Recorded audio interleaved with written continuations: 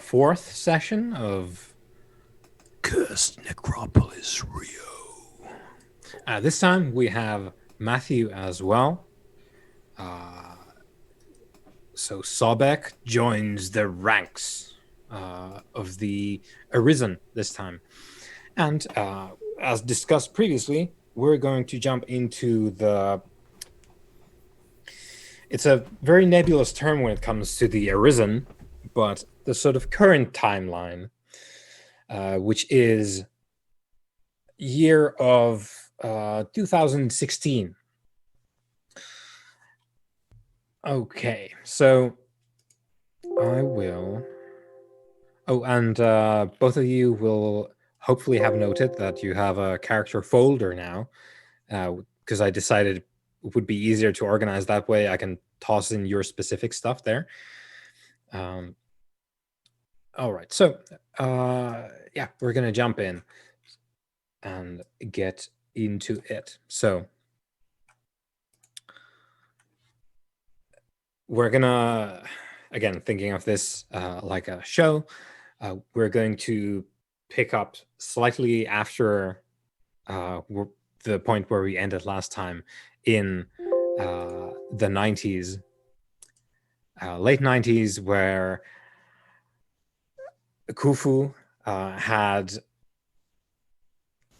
some awake time during the New Year's celebrations that they had going on at the time. The Réveillon, which is the big party at Copacabana Beach. It's all over Rio, of course, and Brazil in general, but the Copacabana Beach is the heart of the celebrations on New Year's Eve.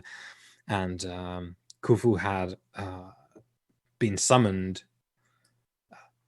to address some issues that the cult felt were beyond their reach. They were probably correct, because it involved uneasy spirits being agitated by what seemed to be like a top 10 pop song hit with some mangled Eremite baked in. And we delved into the mysteries of that and met some of the other Arisen of Rio. But we pan out from Khufu leaving the house of Ibsheta, the guillotine of innocence, after having shaken hands and exchanged the last few words at the door. The camera pans up to the sky, and we have a time-lapse moment where the sky shifts from light to dark. It's bright, then it's glittering with the night stars. And we see flashes of the cariocas, which is the demonym for the residents of Rio de Janeiro, go about their lives. And we slowly see, as this quick time-lapse proceeds, there is a particular star that never winks in the sky, and it steadily climbs up to its zenith in the sky. It is Sopdet, called Sothis by the Greeks, and it concludes finally its long journey through the night sky. 1,461 years has passed since Sothis has reached this particular zenith point in the sky. And with it comes the awakening of all those bound to existence via ancient Eremite rites. And both Khufu and Sobek, you awaken with the burst of Sechem brought on by the turning of the wheel once more. The life force fills your withered corpses, which are laid in repose in your tomb temple complex underneath the cemetery, which you have chosen as your territory, more or less. And you awaken with no call to summon you, because it is Sothis that drags you into wakefulness, your soul from wherever it goes when you do not actively live. You find yourselves in a tomb, a familiar one. You recognize your surroundings. You also recognize that there is no primary purpose for you this time. There is no driving urge to accomplish something straight away when you wake up. You are still in the background. You are guided by lesser goals, those of finding relics, finding vestiges, bringing them to your tomb and returning them to the underworld when you pass again into death. Yes, second 10 is where you start as you wake. So you are filled absolutely to bursting with the power of the life force called Sekhem by Eremites. And your tomb is changed as it usually is when you awaken. Gone are the torches, the braziers that you had previously. Instead, there seems to be a strip, a hand width, accompanying each wall at the very base, set into the floor with tasteful underlighting, making for a very dramatic scene as the walls are underlit by these lights set into the floor and highlighting some of the engravings, which are quite lifelike indeed, because your tomb has, it is basically a relic in itself, a monumental achievement of Eremite architecture, highlighting all the glittering jewels set into Eremite figures carved into the walls of your tomb. Someone's been renovating while you were laid in rest, but you see no one aside from the tomb guardian set there by Khufu some decades ago, still sustained by the utterance. They haven't left the tomb, clearly, because they still exist. They would have fallen to dust the moment they step out, because they are quite old indeed. And yeah, this is the scene where you find yourself. You recognize each other. You feel the burst of each other's Sekhem as you awaken. And you see on, I think there's a small pedestal before each of your sort of alcove tomb resting slabs, where your particular relic is stored. Now, for Khufu, we know that this is the Firewalker's trumpet, the thigh bone encased in bronze stylized flames at each end. And for Sobek, we know that this is, having recovered it in 1985, we know that this central relic is a very ancient leaden curse tablet, which is a sheet of lead with writing on it, which has been folded and probably buried into the ground at some ancient time, but it has found its way to Sobek's hands, and Sobek uses it as the central relic of this tomb. So this is what you see when you wake up. Of course, you are at Sekhem 10, overflowing, overcome with the power that brings you to life. But there's no urgency to go anywhere, which is very different from your previous awakenings. So I think I probably look around at Sobek, and again in that sort of dry, hoarse voice, because we've not yet remembered our physical form, I'll probably say, "It appears the wheel has turned once more." It would seem so, brother. Are we alone in here apart from... Yeah, only the tomb, the unfortunate murdered gang members and cartel people are there, set there by Khufu some decades ago to guard over your tombs. But they're dead. They're animated corpse thralls. They don't act. They stand there guard. There is no call upon us, brother, I feel to immediate action. that is the case. The rest of our kind will surely be awakening. If not now, shortly. We should try and determine how long it has been since our last meeting. Johannes, do I recall being awake in 1999? In half an hour, you will. Yeah, that's what I thought. Yeah. My memory has not yet returned. It may be wise for us to check on the status of our cult of worshippers. Agreed. Do I know like what effect seeing us at this stage would have on? Yeah. You inflict absolute terror to bars if Yeah, people see you. perhaps we should wait a while until we are more presentable to the eyes of those who are not like ourselves. And as I'm saying this, I'm just going to be sort of looking around the tomb, sort of. I'll check on my corpse throws, check they're all right. Then I would just be sort of like looking around at, like you say, at the modernised Yeah. sort of a decor. Yeah. Someone's put in electrics here. It looks to us as players, it looks a bit like high tech in places as well, because they've like strived to maintain the integrity of the tomb, because whoever's done this has done a great job, because they are apparently aware that you need to not mess with occult architecture because it messes up the flow of Sekhem inside the tomb, which is the whole point of it, really, at the end of the day. And they haven't done that, even though they went through and they put in electronics.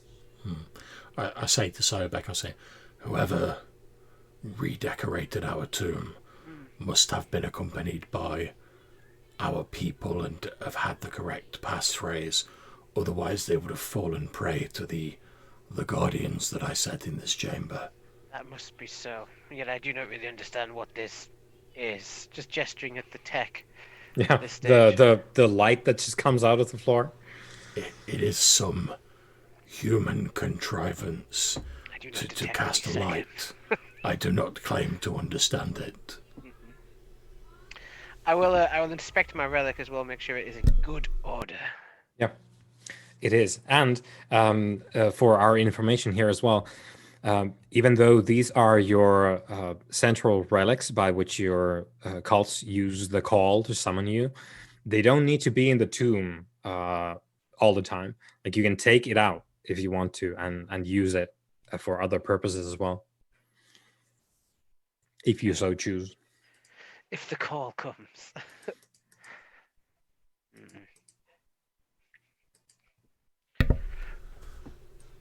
Do we recall when the last Sothic turn was? Was that deep in the memory banks? No. In half an hour, if you look around the tomb, you wait a bit for the Sekhem to cool, you will remember the last time you were awake to some degree. Khufu more than Sobek, because Khufu has invested into memory. Yes. Well, I think what I'm going to do is, obviously, Khufu's in favour of like waiting until at least some portion of our memory returns, and we can pass for human. At Sekhem 10, I'm not really fussed either way. They can gaze upon my glory if they wish. Well, I think what I'm going to do is, while I'm sort of waiting, I'm just going to have a look around like the tomb and the sort of wider tomb, make sure, like, satisfy myself that there's no like immediate threats that need to be dealt Everything's with. in order. Yeah, and then if there isn't, I'll quite happily like wait until like some of my memory starts returning. Can we see this haunty spirit thing that we've mentioned before? No. Or does it show up when it decides it's going to show No. up? Okay. Well, hopefully when my memory returns, I will remember his name. Yeah, you satisfy yourself with the condition of the tomb. The temple remains untouched. That's where the torches are. So whoever's done the work has not touched the temple wing of your tomb complex for whatever reason. That has been left untouched, but it's in good order. And now, by the way, let's talk about the temple. You can do a number of things with the temple architecture here.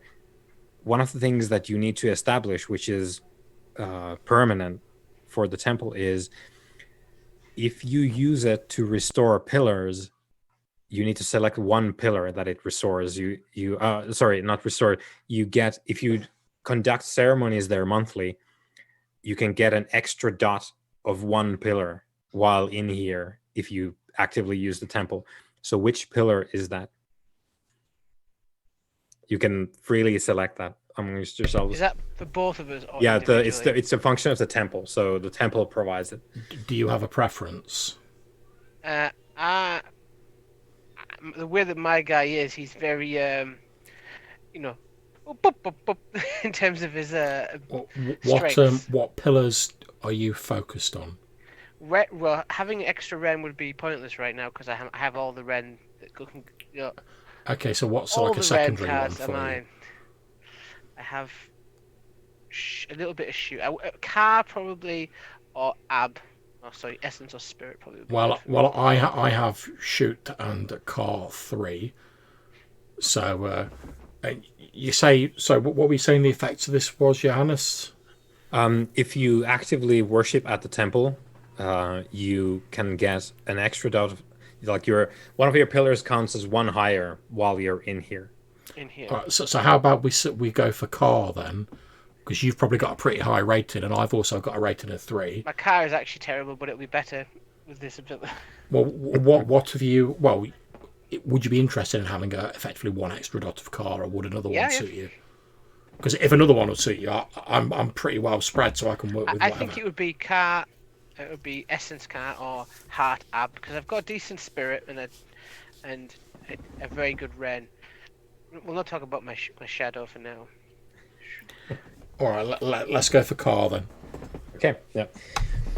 So your temple is dedicated to innate essence as such, which is something we can talk about when you start using it in active rites and whatever. This timeline, the 2016, can be the long form thing where we don't jump constantly back and forth. This can be the sort of anchor point for us, and then we can jump from here to places, but this is the one where we have a continuous arc. All right, so you have a temple which reinforces innate essences, which is very interesting. We're gonna talk about that when that sort of thing starts happening. All right, so you spend some time in the temple, already feeling the echoes. It's not being used because you've been dead, so it's not currently active. But sorry, just maybe this is just me as a player being paranoid, but can I just extend my senses out while we're waiting here, and just see if I can pick up any other arisen within the vicinity, just in case there's one nearby. Which shouldn't be. No, there's one other, but it's Khufu. So. Yeah, okay, no extras. Yeah. All right. Well, your Sechem eventually cools in about half an hour, maybe a little bit more, to a Sechem 8. So you can put that there, and that's when your soul starts remembering what you look like.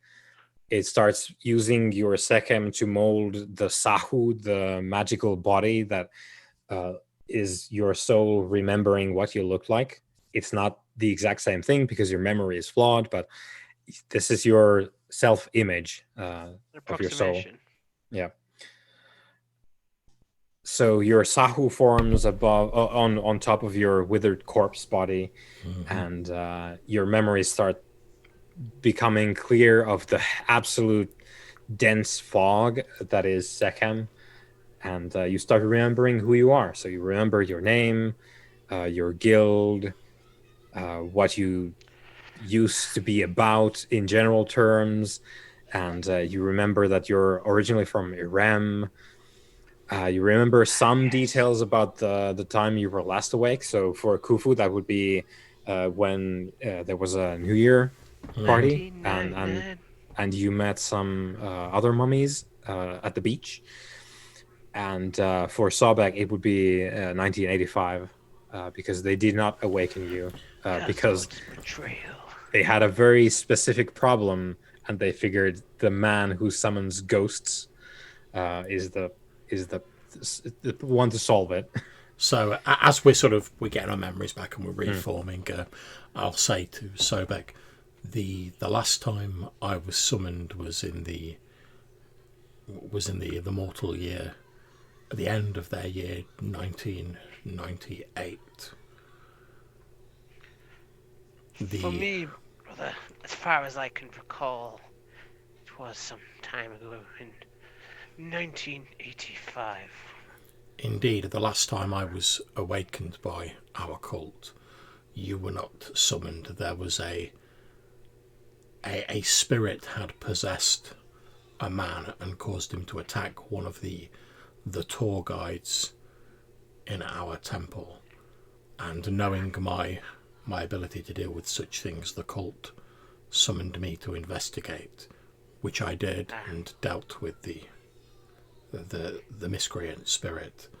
That must have been like sending a lion to deal with a mouse. It was an interesting experience. I also met two more of our kind, who I believe, although the details are still hazy, if I recall, one or more of them was a member of this hidden society that we heard something about. They seemed to be hedonistic in their manner, but did you recall their names? One was called Ibsheta, and the other was Sakonsu, I believe. Are those familiar to me?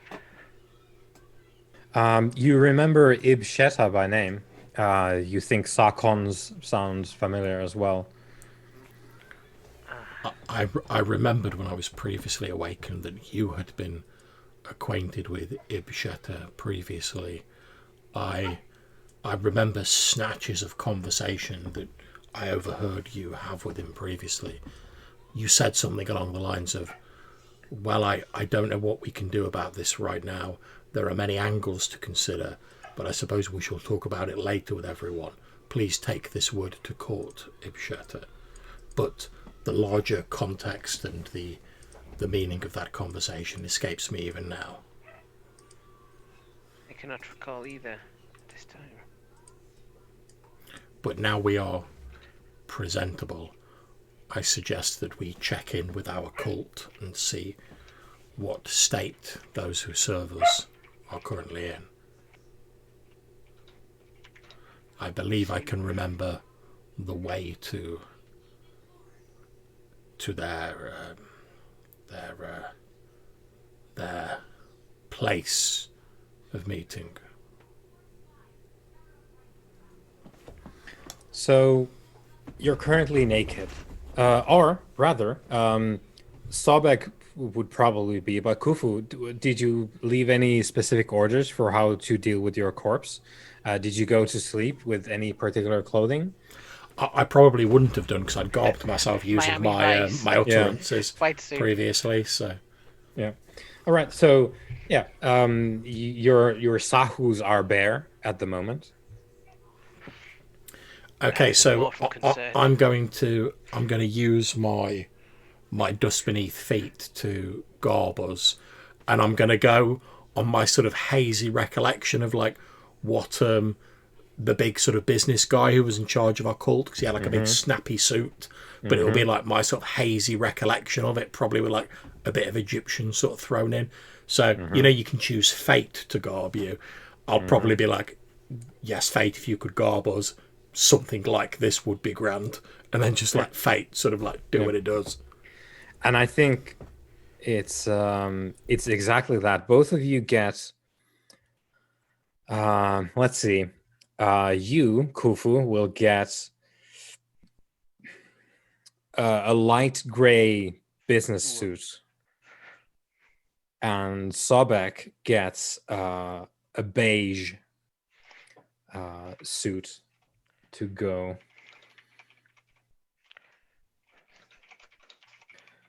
Both of them in that sort of indefinable style, because you literally conjured them for this moment. You ask the universe, what should we have at this moment?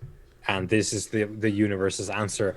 And it's not like this is the kind of thing which, if you get into the right circles, people are going to be like, oh, well, like, who's your tailor? Because there's no labels, there's no tags of any maker in any of her clothing. My tailor is fate itself. I like to imagine I like check my shirt and there's like little like Ankh cufflinks on it.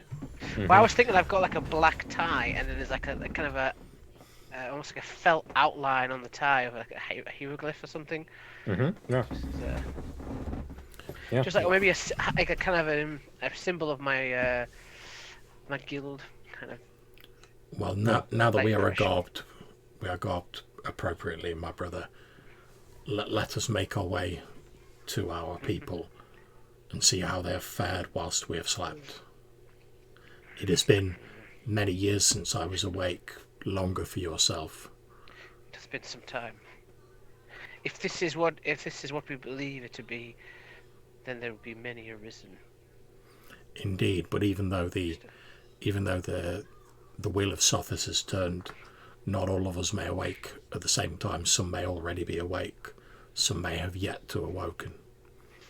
But let us see how the cultists fare. And I'm basically going to lead us to the...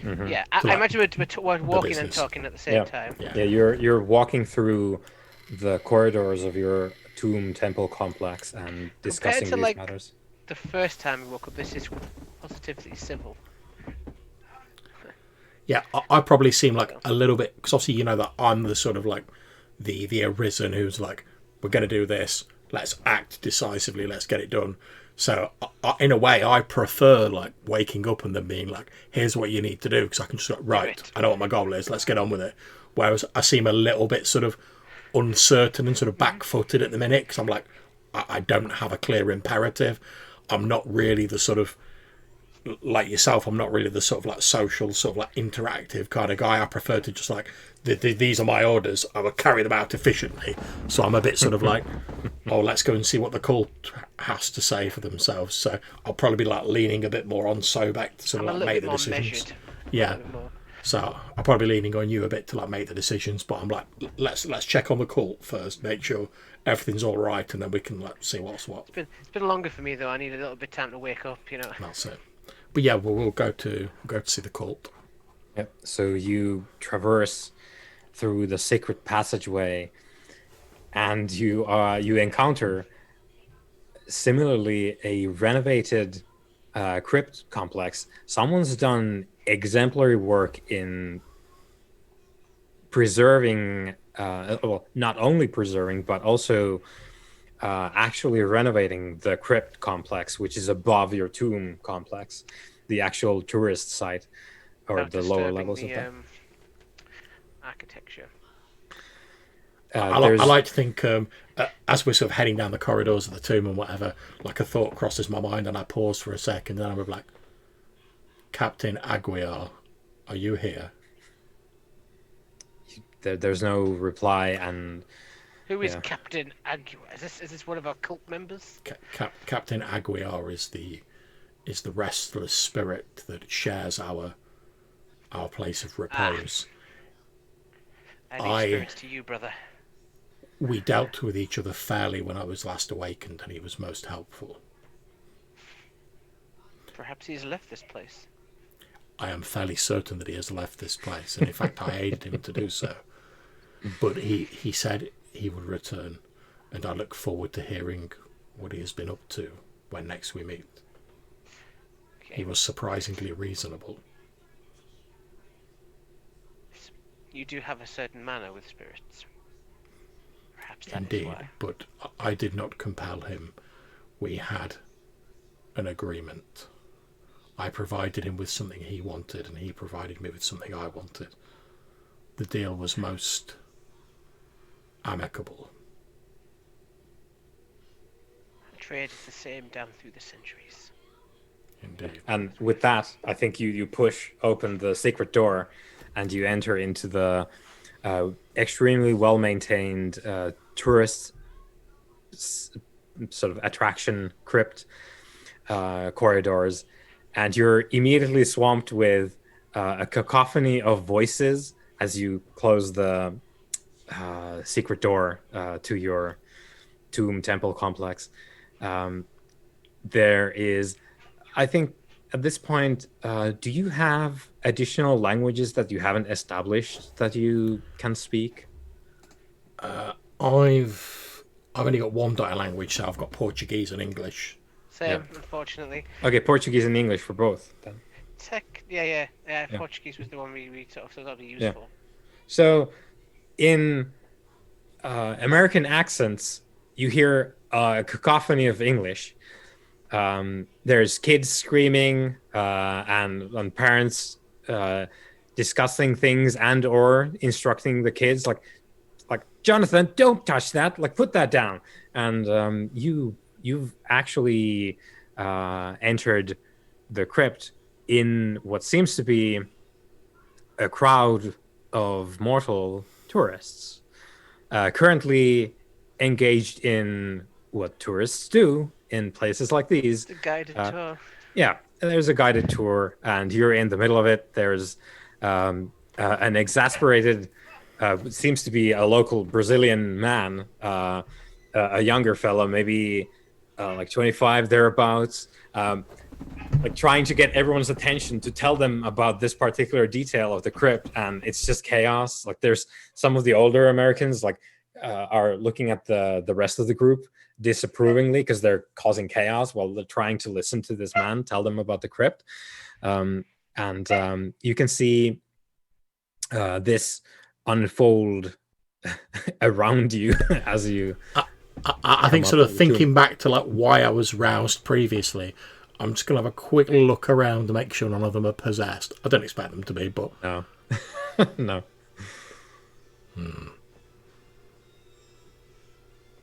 I do not believe this is our concern, brother. And I'm going to see if I can I'm going to see if I can catch the eye of like the young guy who's like showing him around. Like when he sees us, does he like seem to recognize us?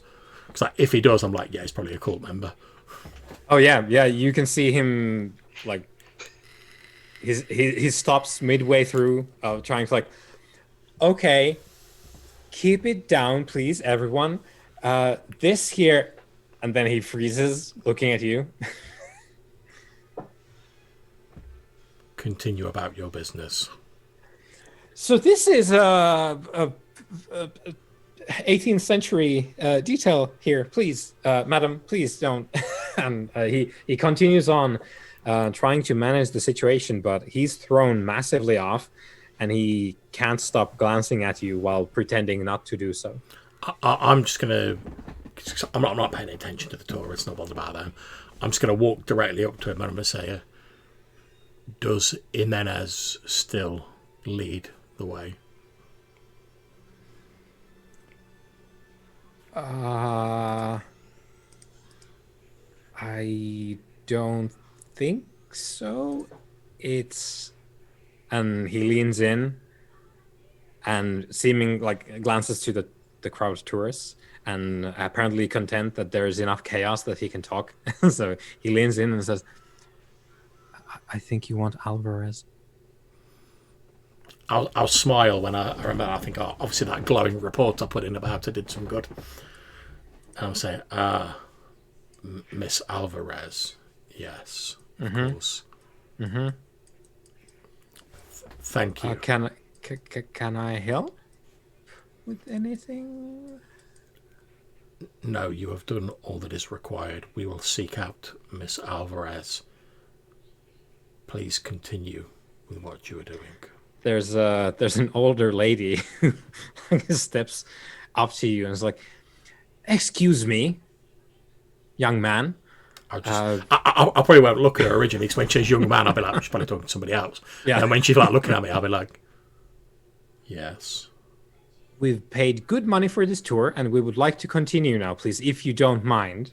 And she's sort of passive aggressively, like crossing her arms. I like to think that I like completely miss those social cues, because I'm still at second mate, so I'll be like, I do not mind at all. And then I was planning on walking. Good. I was planning on walking off and going to find Alvarez anyway, so I'll probably just like walk off. Yeah. She looked like she was ready for some more sparring verbally, but I was just like, no, I don't mind. And then leave. It's just like, well, fine then. I'm thousands of years old. I ain't got time for your sass. Yeah. So if you exit the tomb, Sobek, unless you riding, just riding. So With my brother. As we see on the map, These individuals are too noisy. yeah, and it's like closed space as well, right? So the sound is just wild. If they're not careful, they'll learn to respect the architecture. So we know that your particular location is near the Moro da Babilonia favela here. I'm pinging it on the map. So that is the cemetery of Saints Christopher and Peter. And as you exit, you come to the ground level of your location here. You see the massive statues, and the plaque there reads in Portuguese, Saints Christopher and Peter. But it is the two massive statues of your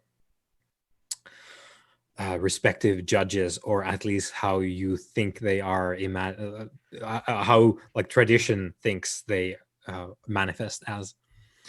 One of them being the hooded man bearing a scroll that is for Sobek, and with Khufu there is the dog-headed man bearing a shepherd's crook, who is representative of Saint Christopher, who is associated and sometimes in actual reality as well depicted with a dog or a dog head. So that was an easy choice, like looking at the catalog of saints for Khufu, and it's like, oh, that's my guy. So these are the statues that loom over you as you exit the underground crypt complex. You see the well-maintained grounds of the graveyard, and you see various tourists here and there, security guards standing about, someone's taking a picture, and you see that it is sort of late afternoon, maybe, judging from the sun, and there's some clouds in the sky.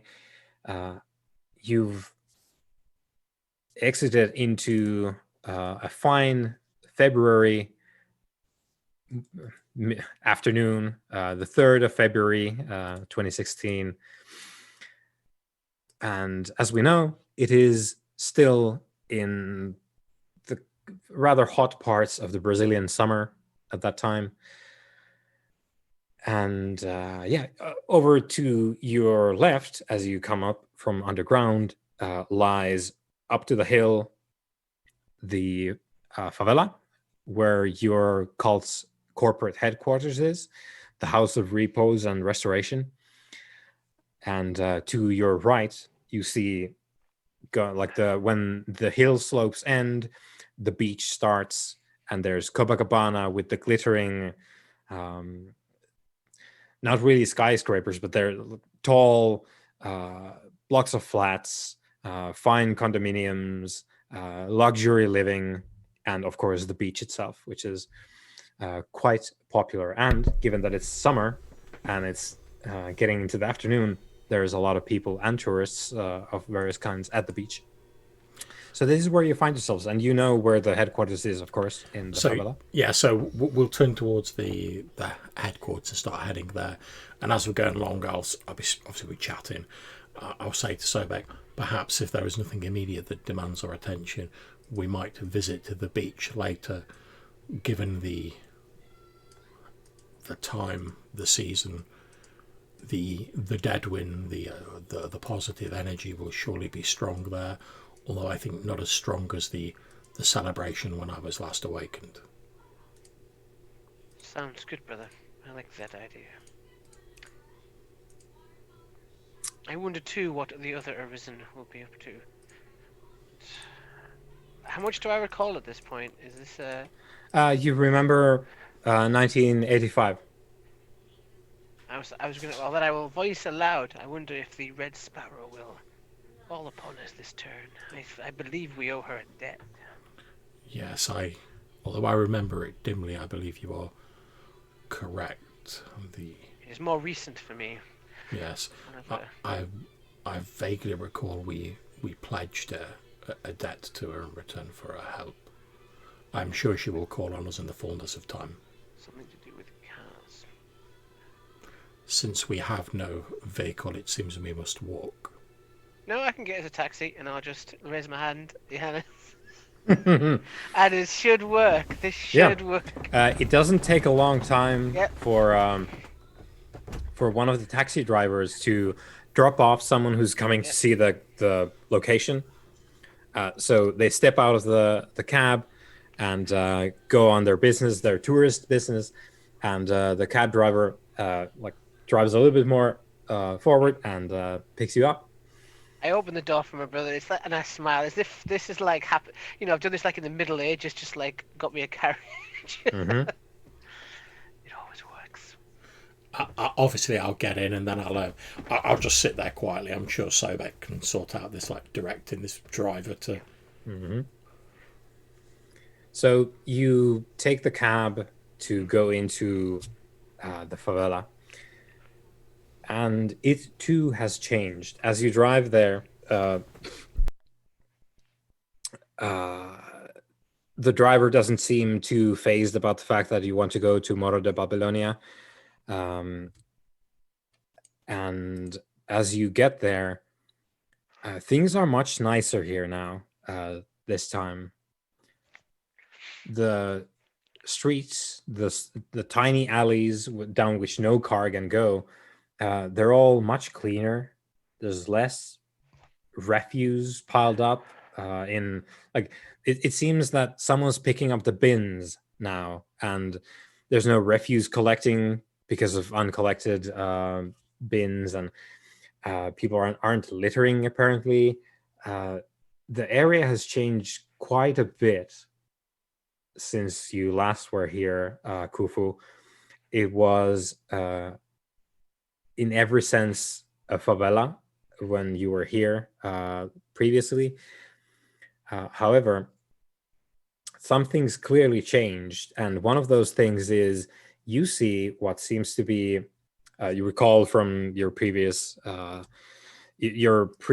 arisings weren't that far off that you can't have context for it, but there's people in near military uniforms you see here and there, and you spot what seems to be like a headquarters for them as well. Some sort of authority figures that absolutely were not here before. And the area has apparently seen an influx of wealth as well. There's people who the houses are no longer decrepit the same way. The paint has been freshened, entire houses demolished and nicer ones built in their plots. A wave of rejuvenation apparently has gone over the place. It has changed very much. It is no longer the place where the poor and discarded of Rio live, though there are still those people there, but the area is now much quote-unquote uplifted, if you would call it that. So it's been sort of like gentrified a little bit. Extreme. And you see why, because there's dudes with guns in the streets who probably work for the government. I'll lean over to Sobek and in a quiet voice, probably an ancient Eremite, I'll say, this place has much changed since I last awoke. It was crowded with more filth and poverty when last I was here. Yeah, same checks out for the 80s. You remember this place being quite dismal back then, if you care about that kind of thing, which you maybe not, but still. It would seem we have much to catch up on. Indeed. Hopefully our people can enlighten us.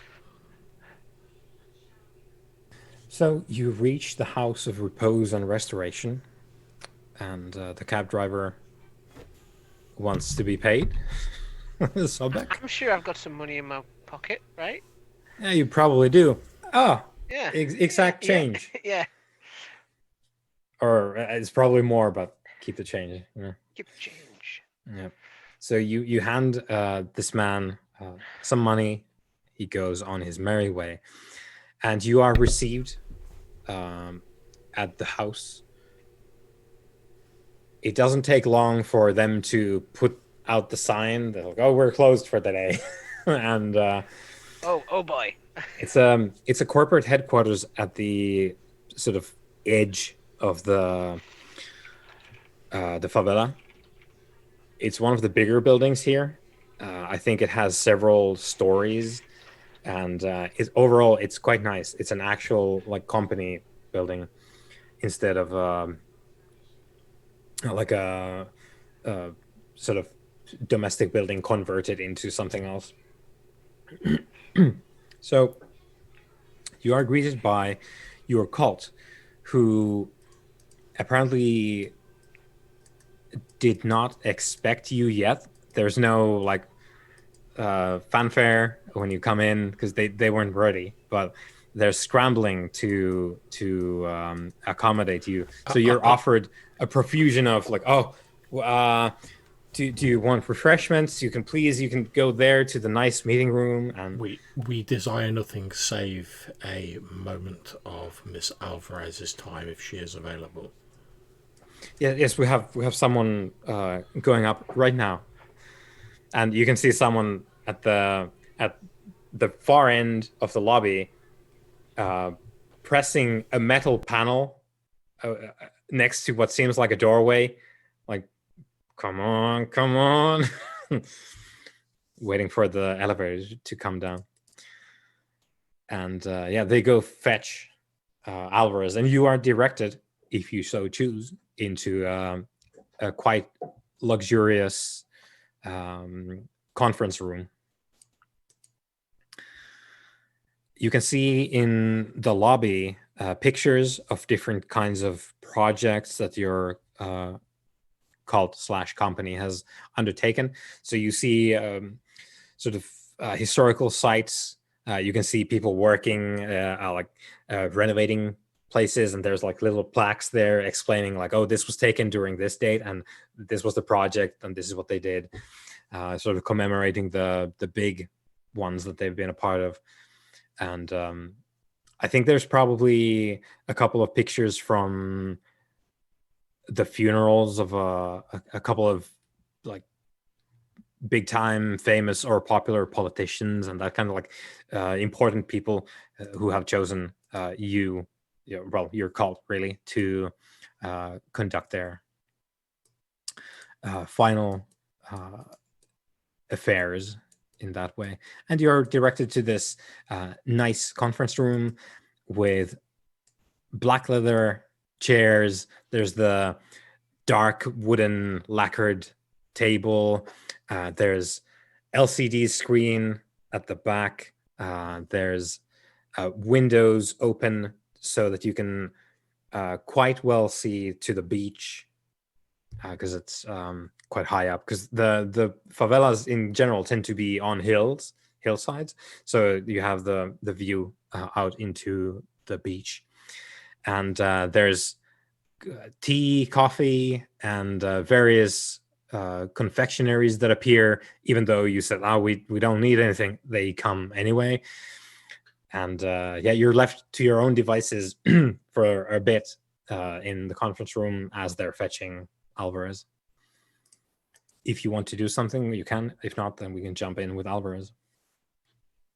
I'm going to stalk the room, kind of wander around. somewhat restless. I'm not used to this feeling of indirection. It's kind of off-putting. It's been a few. I know this is not the first time this has happened, but I can't remember the other times. It's just a vague sense that I've done this before. It's like, as you pace the room, eventually you hear some yelling from the lobby, like someone's yelling like in pain. And the door soon opens, and in walks Vanessa Alvarez, who is now older than we saw her last time. And she is now... she was 29? I believe, according to my notes, she should be about 47 now. Yeah. So, 47 years old, Brazilian woman dressed in quite stylish religious attire, clearly modeled after some conception of like pre-dynastic Egypt, because they don't really have an idea of what Eremites looked like or their clothing looked like. It's sort of like someone's been hiring like a clothing designer to make, get me Egyptian clothing, but not Egyptian, right? And she walks in with this absolutely fantastically tailored religious robe, really, of like neo-Egyptian style. There's a heavy gold and jewel encrusted piece that she wears, almost like covering her like upper torso, because there's all kinds of dangly bits coming down from it. You can see Eremite symbology on it. She's wearing a tasteful, I would say, cap, because she doesn't want to presume and have an Egyptian crown. That would be for you. She's wearing a sort of, I guess it would be like a headband, really. Again, very highly stylized, encrusted with Eremite, I think, words. A headband with jewels laden into it, and I think a veil of some kind over her head. And she walks in. She also carries a staff with two heads at the top. One of them is a coiling snake, like rearing back as if to like strike out and bite, and the other one is a dog's head, the mouth open in a howl, seemingly. So they're facing each other, so it's like this at the top of the staff. And she walks in and like immediately like casts her head down and like goes down on the ground, and like lays her forehead on the conference room floor. And as she does, because she has a robe, you see now behind her the front desk person who was the first contact here is being consoled by fellow employees / cultists in the lobby, because they have a massive cut on their face, and they're sort of like crying there, and the fellow employees are trying to help in some way.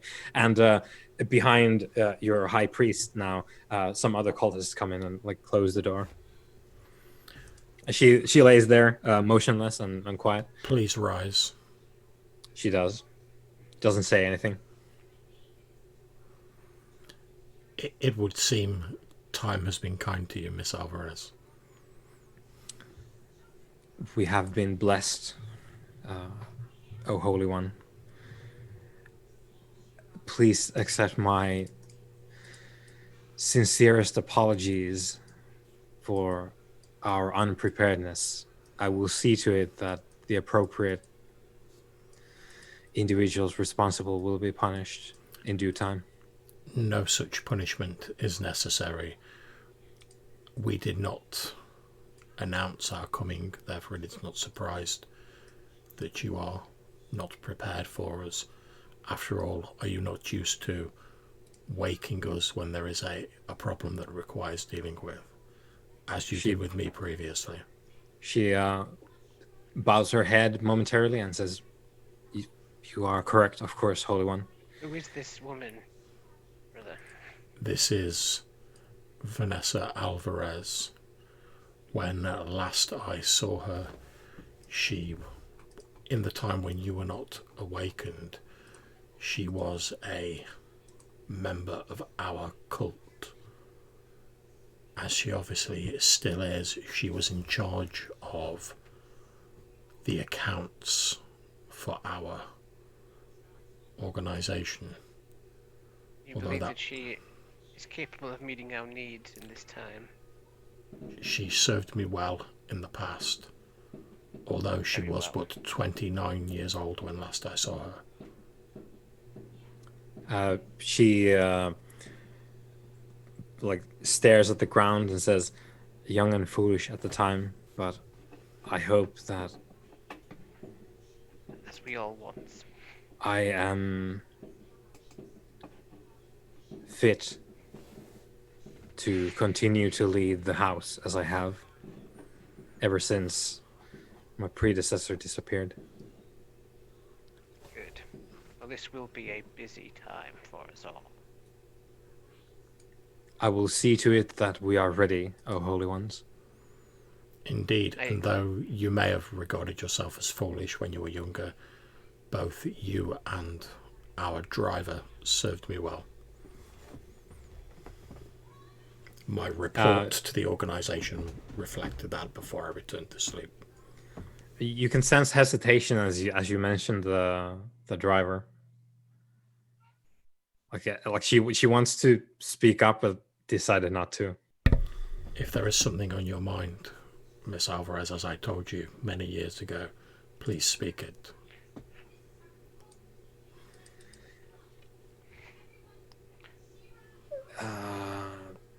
That individual, O Holy One, is unfortunately not here anymore. Has he passed? No. There have been some changes, as you no doubt have seen on your way up the hill. Indeed. There are many cogs that have spun quite vigorously since we last spoke, O Holy One, and one of the changes is that the face of the change, anyway, if not the hand moving in the shadows, is that there are mortal authorities which they call urban pacification units, or your urban pacification police, which have been leveraged into changing forcefully areas such as this one. You've seen the effects outside, of course, and you've no doubt seen some of these pacification units on your way up as well. One of the things that this all has inflicted on us is sometimes they are quite indiscriminate with what they do and who they arrest, and Mr. D'Souza is one of the unfortunate ones that got caught in their webs. I have attempted to extricate him, but he remains incarcerated. This was some time ago, a decade. Well, if you know where he is now, I will extricate him. Holy One, may I advise you? Of course. I don't think it's quite that simple, because I think it is highly likely that the hand behind these urban pacification units is another Holy One. Who?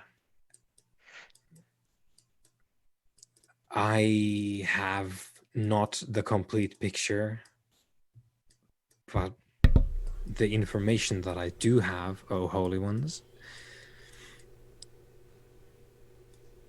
would point towards either the Red Sparrow, as so many other things do, which is why I am not confident. And please, if I speak out of turn, please let me know before I cause offense. As long as you speak honestly with us, you have nothing to fear. Do not profane the divine, and you will be fine. The easy answer would be that it is the Red Sparrow moving these mortal authorities as she moves so many other pieces. But I think it is someone, or maybe the entire secret court behind this, as they have waged such a campaign against the favelas since you have been sleeping. How long has this been going for? In some form or another, I now realize, quite a long time. It really escalated when the Urban Pacification Police was created a decade ago. Because this is a force of warriors specifically created to target the favelas, such as this one. And they won. You can see it you can see it outside there. They have control of the area.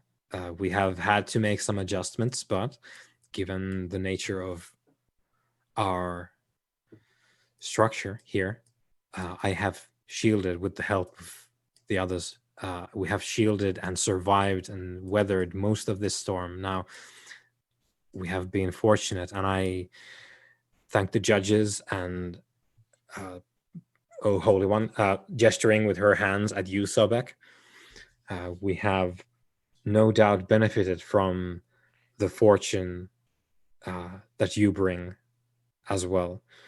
We thank you and the judges for our success and the good fortune that we have had in surviving this restructuring of areas. But there are those others who have not been as fortunate, which leads me to believe that maybe we were not a primary target for this aggression. We might have gotten in the way. And I say this because we are still here. We do not have anyone bursting in through the door trying to slay anyone. I did not. My apologies, brother. Sorry. Pray continue. I kind of shift my eyebrows in a thoughtful, almost inhuman gesture, like, because obviously this is a face mask essentially on my beautiful arisen face. And to an earlier sentiment she says, I just reply: the judges care not for our appreciation, only for our purpose. But do you believe these warriors, as I look at my brother as if that's the correct term, have knowledge of our kind?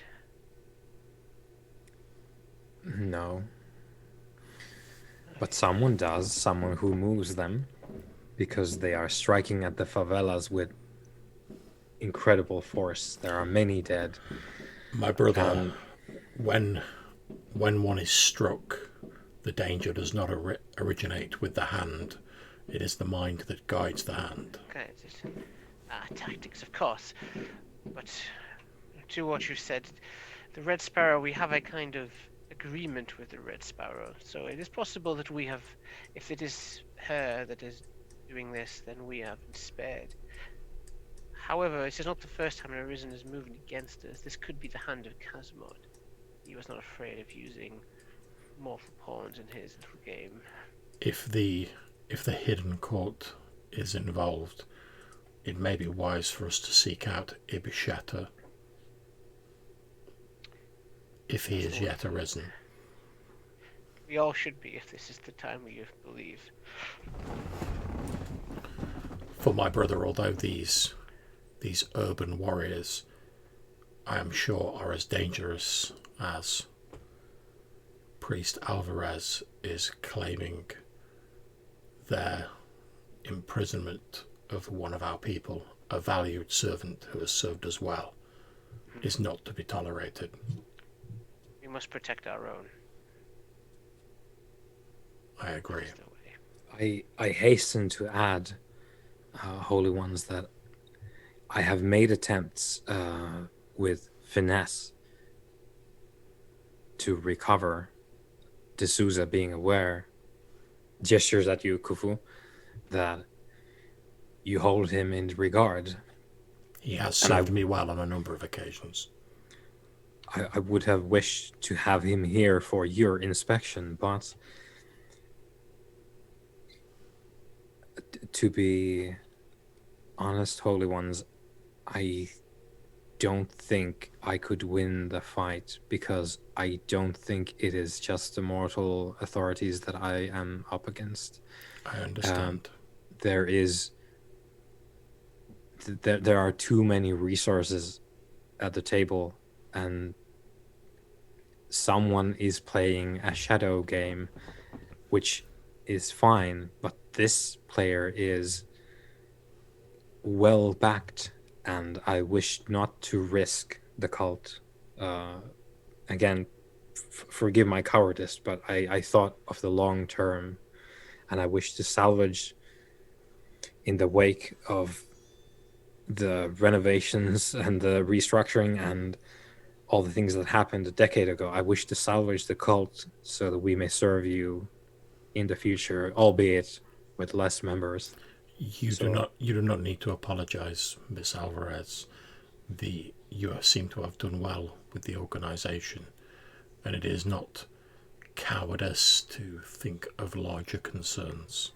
But I value those who have served us faithfully and well, such as yourself and Mr. D'Souza.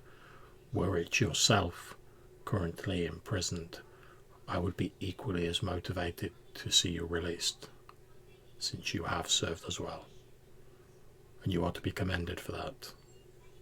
She bows her head. There is one other thing you will have seen in the tomb. Hopefully you approve. I was assured in your absence that the additions and the refreshment and restoration of the area would be done accordingly and with all respect towards the holiness of the site. It is done by none other than the Hand of Azar. And you remember that it's a title for one of the Arisen of Rio. I'll put up the picture here. Okay, and so some of the pictures that we have for these NPCs are, it's not up yet. In the book, they're not pictures of them in their regular state. Instead, they are pictures of them when they are in Subaris. So when you inflict terror Subaris on mortals, they will see a kind of mirage from your soul instead of who you actually are. So when those cartel hitmen in the favela freaked out, they didn't see Khufu, the sort of corpse man. Instead, they saw something, and this is a good excuse for us to talk about this now, like what they actually saw. So when you inflict terror Subaris on mortals, they see you combined with elements of your decree. So what that means is, for Khufu here, you have some element of one or both of the following. Your primary pillar, which is shadow, which comes with shadow things and jackals. The animal element is always present in some form. And the second thing is your judge. So there's some kind of a melange from how your decree pillar manifests and how your judge like plays into it. So I'll put up the picture here as an example of what someone might see a mortal if the hand of Azar was inflicting terror Sibars on them. So, bloop. So he has a shadow decree. So he gets this like canine head when inflicting terror Sibars on them. It doesn't actually appear. It's not real, but that's what the mortals hallucinate when overpowered with the Sekhem of the mummy. So, John, do you have ideas what Khufu looks like when shedding terror Sibars around? I do indeed, and I'm sort of freestyling a bit on this, so feel free to tell me if I've gone a bit too far with it. I imagine it appears as like a sort of roiling cloud of shadow with like the sounds of sort of like dogs like barking and stuff like that, sort of like echoing out from it, and this vague suggestion of like a jackal's head. And imagine that when he like reaches out with his hand to like grab something, his hands also look like jackals' heads. So it's just this big like vaguely humanoid sort of almost obtenebration style like cloud of darkness with like this sort of suggestion of like a shadowy jackal's head and these two like jackal heads which are actually like my hands. And like I said, there's just this cacophony of like barking and sort of yipping and growling, like sort of distorted, like emerging from the cloud of darkness. Yeah, that sounds good. That's in the sort of like more extreme hallucination. There's like with Hamset over here, like he gets the like massive jackal head, but that's it. It's not, but that's entirely fine. And that's why the cartel hitmen were like, we're gonna leave because no. I imagine at the low levels it's like a less extreme version of that. So it'd be like it'd be his garments would look like they were made out of shadow and they'd be sort of like flowing like they were sort of underwater. And again, he'd have like the sort of shadowy like jackal's head, but he'd look more obviously like human apart from that. And like you say, like the sort of cloud of darkness bits like at the extreme end of the scale. Yep. So Hamset is the man. Actually, let me quickly, as we're talking about this, I'll just show you the actual face, because he is one of the few who has two pictures in the book, so that we can see both the Sibaris and the human face. Just a moment. They used him as an example, I guess, to show what it would look like. Yeah, and there's more. There's multiple mummies in the book which just have the Subaris picture. Okay, so I'm adding the... I feel like mine would be more like almost like an illusion.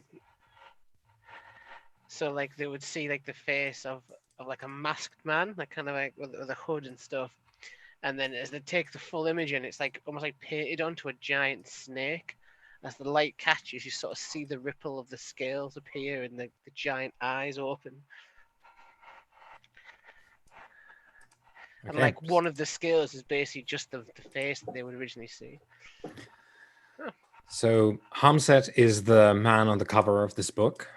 So that's what he looks like. And when inflicting Subaris, he appears to have a big wolf head, apparently. I don't know if it's the lighting, but that looks like a late 90s protagonist from a video game. Like yeah, the green light on the side. Yeah, like this is how it's rendered.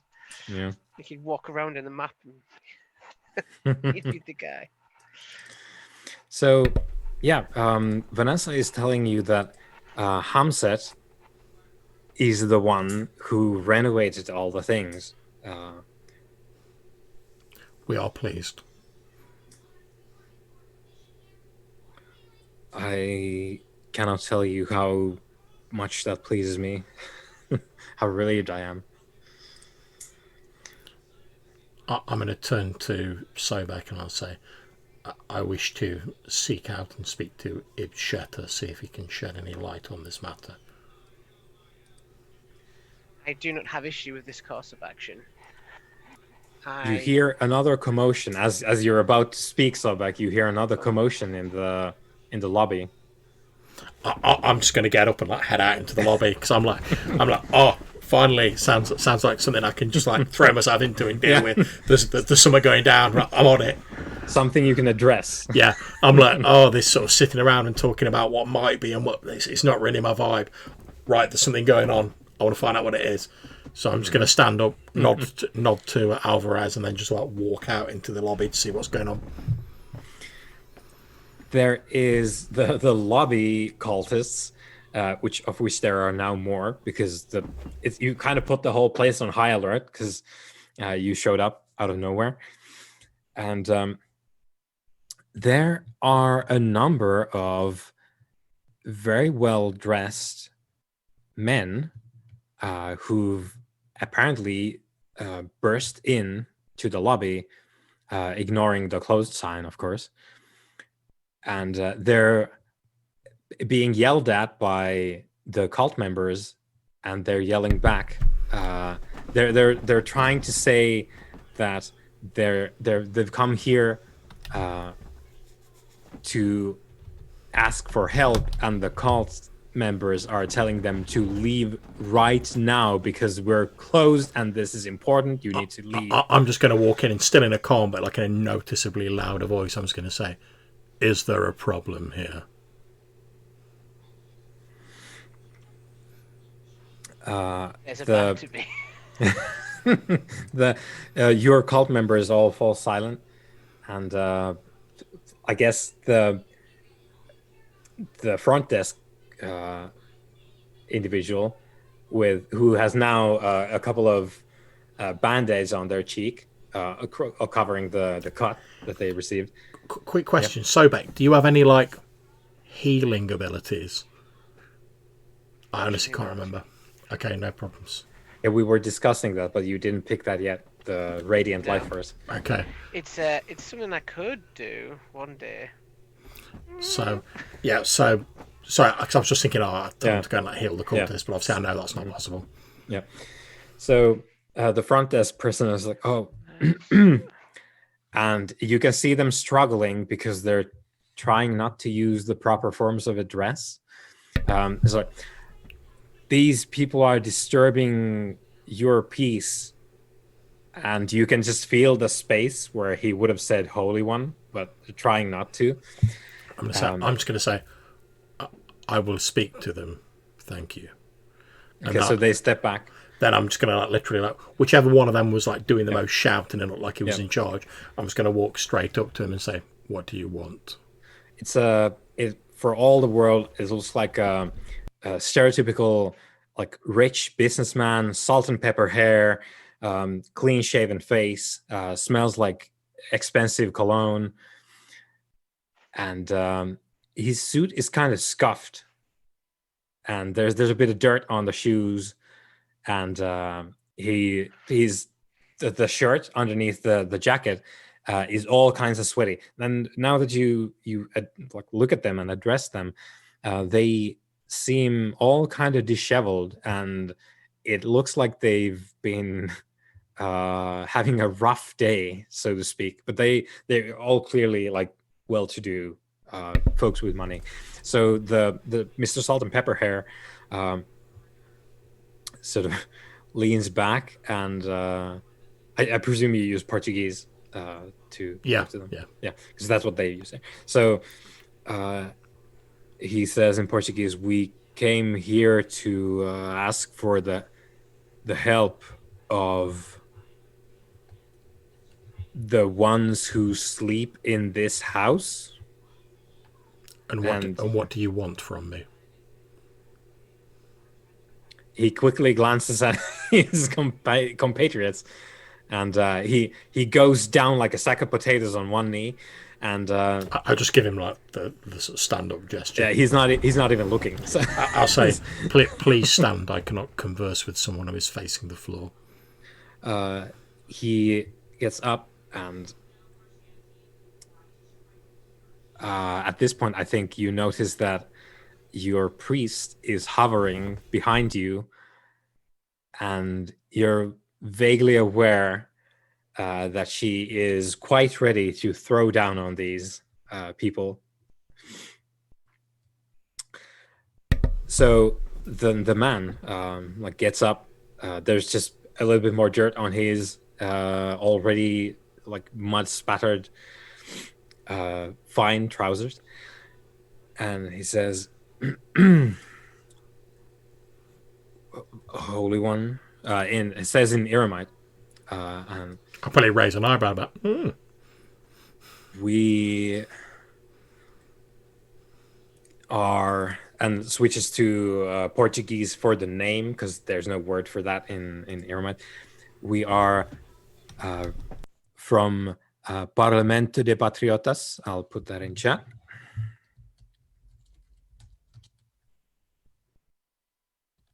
So the Parliament of Patriots is the name he gives. We serve the one called Apep Medes. I'll put that in chat as well.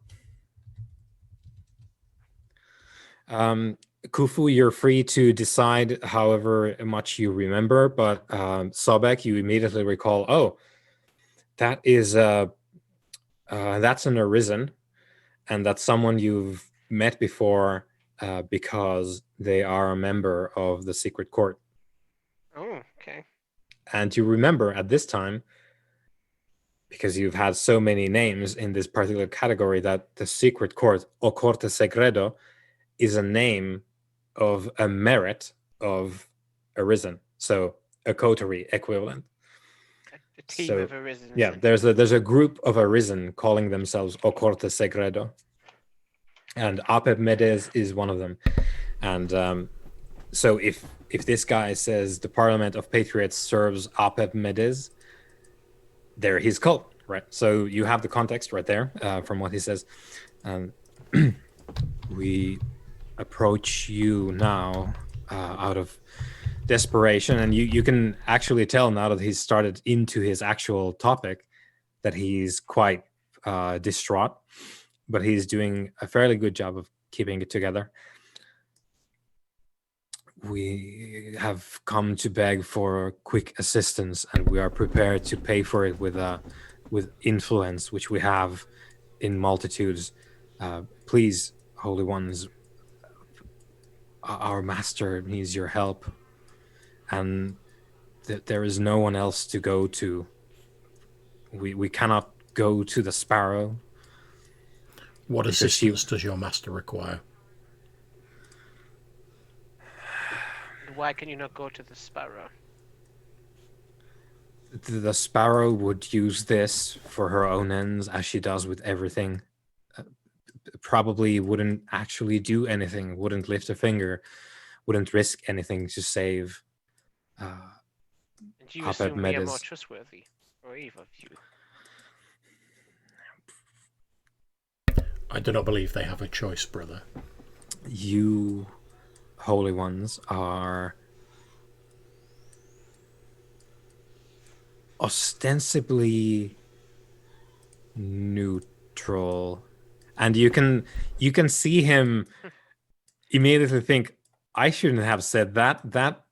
I should have said something else about how you are good and great, and I'll nod and just like wait for him to continue. You see, brother. Yeah. The question sometimes is the illumination.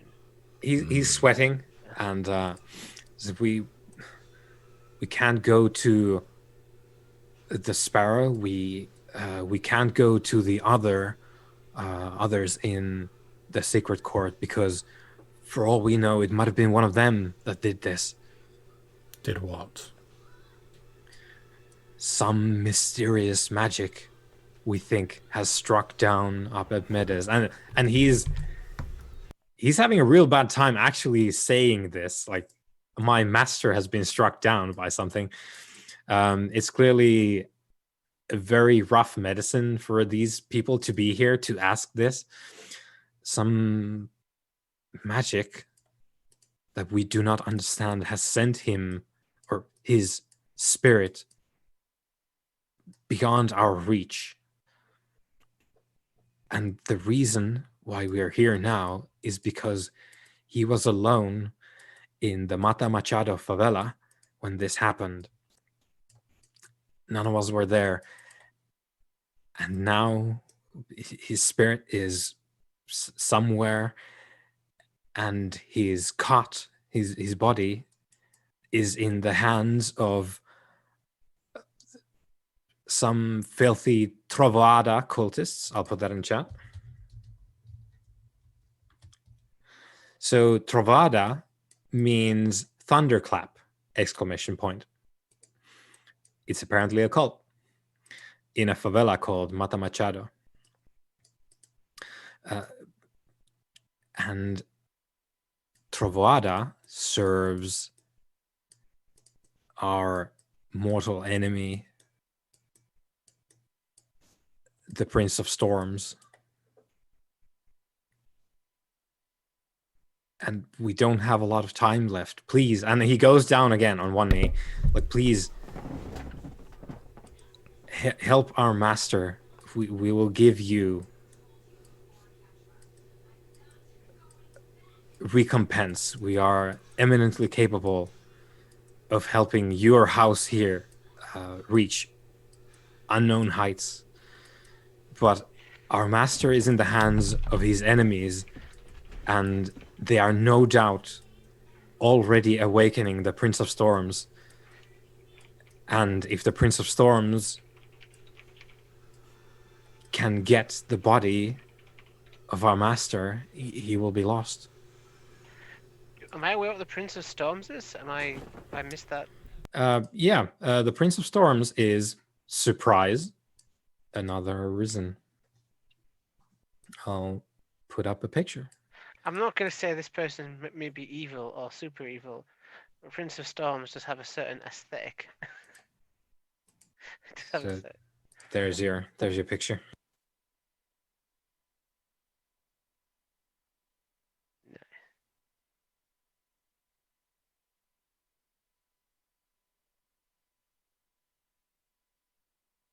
Oh, as well, I entirely forgot to put up the picture for Apep Medes, so I'll put that as well. So you have the Prince of Storms there, and Apep Medes is again one of those Subaris pictures, though this is more useful to us because it actually shows his face.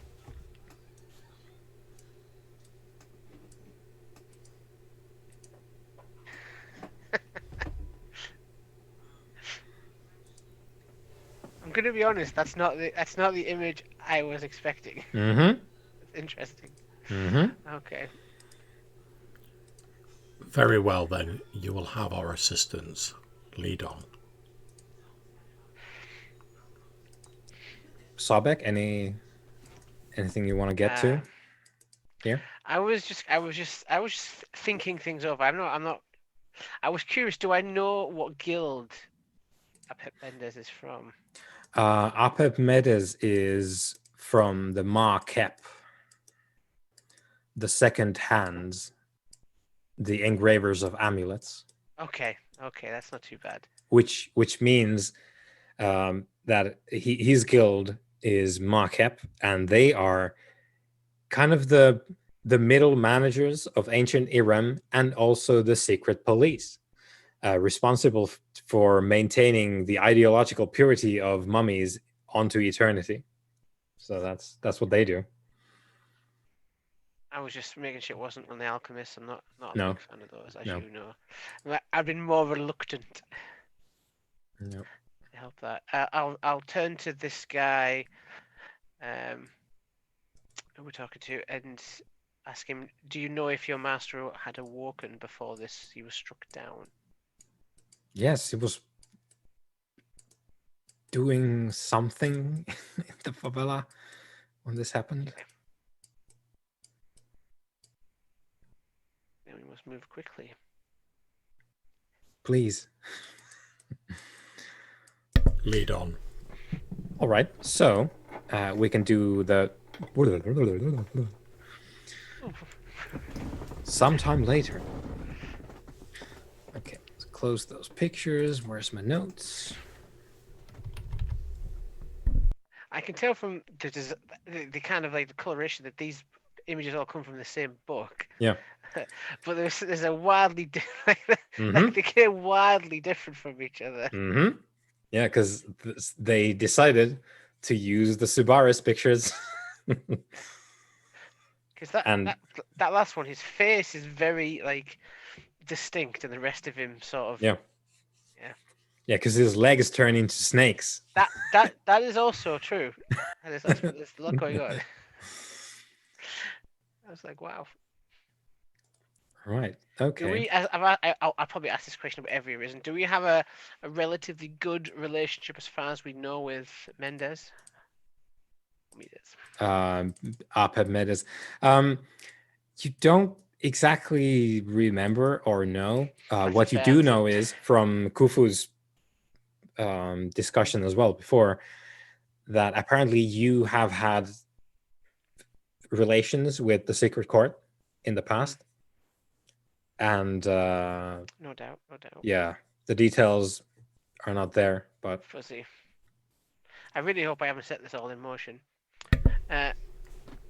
Also, let's see. I might have overlooked one thing. From Sobek's perspective, the last time he was awake, one Arisen made him owe him a favor, and the other one was responsible for stealing his relic. So he's kind of like he's not sure, like what these guys' deals are. At the moment. Khufu, you remember that Sakmist is Sumenant. The Prince of Storms is a shepherd of the chamber.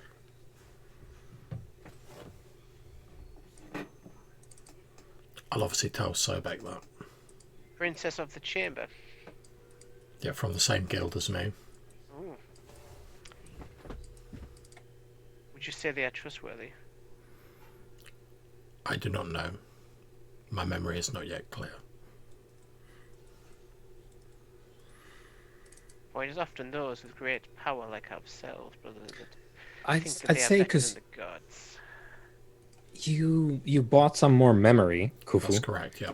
So I think by virtue of that, I think you remember something more about Sakmist, which is that he is a member of another group of mummies called the Orishas. I'll put that in chat. Ooh. Bonus content. It's the Portuguese spelling. And they masquerade as these Afro-Brazilian gods. And as a mechanism for their cults to function.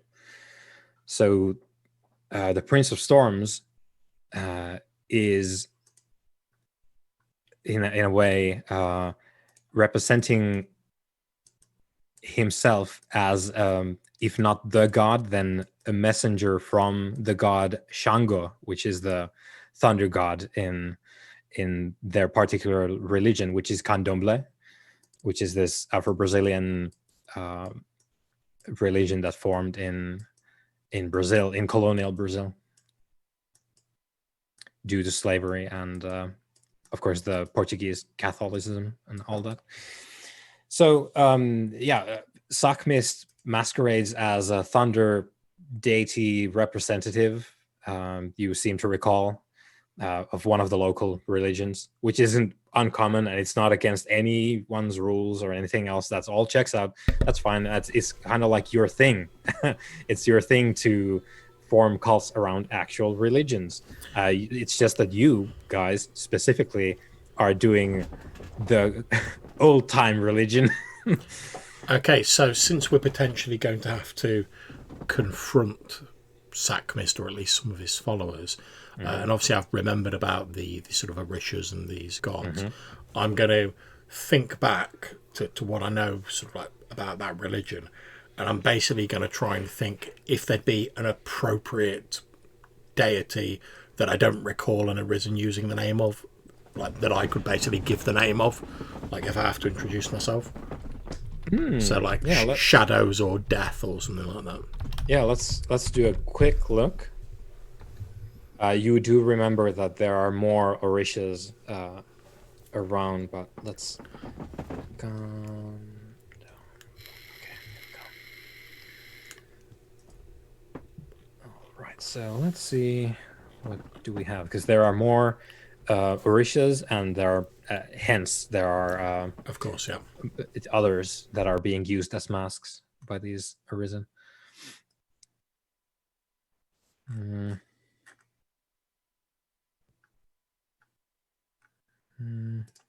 Orishas.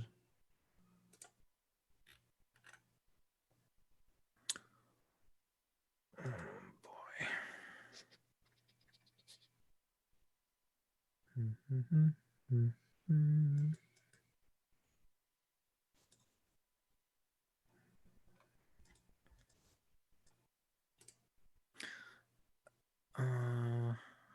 I wonder if this is.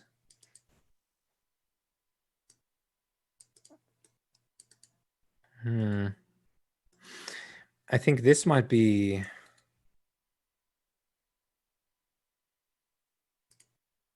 All right for our purposes. This is and of course I don't have time to read through all this right now, but there is a sort of deity slash like generalized present. Oh, patron deities of twins. I think that's probably it, because we're all about that brother vibe. I can't find directly like shadow stuff, but there is one that is deity of the sainted dead, and the other one that I think might work for our purposes is the deity of twins. Would you like one of those? Or if you can find one of your own, then that's. I'll go for Igungun, the sainted dead. Yep. All right. So yeah, that's your. So is this something that Khufu has actively cultivated, or is this like a fake passport that you pull out when you need to? I don't know at the moment. I guess we'll find out. I think that like maybe he has used it in the past. That's why it so easily came back to his memory when he tried to think about it. But obviously he doesn't really recall the details. He's just like, oh yeah, I want to think of like how I could present myself with bumping into these occultists, and this name just like bubbles to the surface with like unusual ease, to the point where he's like, have I used this name before? I'm not sure, but it seems familiar. Right. All right. So we remember this now and realize this about Sockmist and the Orishas. And well, you remember Sockmist because he's your guild mate, and you've had probably meetings with him before. You do realize as well, just plain straight out know, that the religious cults of the Orishas tend to be in the favelas, because that's where a lot of the believers live, and their believers happen to be in the like less fortunate of the society a lot of the time. Can I remember any more about Sackmist? Like Sobek was saying, like whether I remember having like a friendly or cordial relationship with him, or whether I remember being like opposed to him. Because all I really know at the minute is he's masquerading as this deity of storms, which in itself, as far as we're concerned, that's not exactly a crime, really. Yeah, that is entirely above board. Yeah, so I don't hold that against him. Yeah, so I think it's just another title. You probably remember him being kind of lukewarm towards you. And I think, again, thanks to your increased memory from last time, you think that's probably because he doesn't think you are. Well, you're not in the Orishas, that's for sure. So you're not a part of that group of mummies. And he probably looks at you like a kind of an outsider to their interests because of where your cult is, what your cult does, where your tomb is, and who you're affiliated with, which you don't quite recall at the minute yourself, like who your friends are. But you think that Sockmist wasn't outright hostile towards you, but there was the kind of like, we're gonna be colleagues here, not friends. Okay, that's fine. So, as we're following this this dishevelled fellow out, and we basically said, "I'll like lead on." I'll probably in Eremite, I'll explain this information to Sobek, and I'll say that I don't remember being friends with Sackmist, but our relationship was at least cordial. If it may be wiser to approach the scene and then make up our minds. I feel as though we are not being told everything. Very rarely are, brother. Indeed. But with our memories still as fragmented as they are, we cannot afford to take action until we are certain in which actions we should take. Which is still shrouded to me. Indeed. But as I said to you, now that we are awake, others will come for us. We will be very busy. Indeed. I'm going to request a firearm. From requisition. Requisition. They should have one at hand for me. They do. Yeah. They do. Something this nice. This is after all a favela, even though yeah, things have changed around a bit, but yeah, they do have access, and they're a cult, right? And they have quite a lot of reach. It pays to sometimes use mortal tools to deal with mortal problems, and I will take your word for it. It's complication. Says the man with no ability to use mortal weaponry. Outside is a shining, brand new BMW with custom rims and a string of bullet holes down the side. And one of the least disheveled, not the man you were talking to before, gets in the car, and the other two seem to be like sticking behind, and you're told that this man can get you to where you want to go in the favela, and he's going to brief you on the way. Okay. I guess like what they know about what's going on. So this businessman / cultist drives you to the Mata Macado favela, which I've put on the map here. So it is in the forest of Tiuca, which is the largest forest area. I don't remember how exactly they described it, but it's the largest forest area surrounded by urban areas. So it's a forest inside ostensibly a city area, and it's an artificial one, but that doesn't really like diminish it in any way. So the favela, like so many others, is built up a hill into the forest, basically.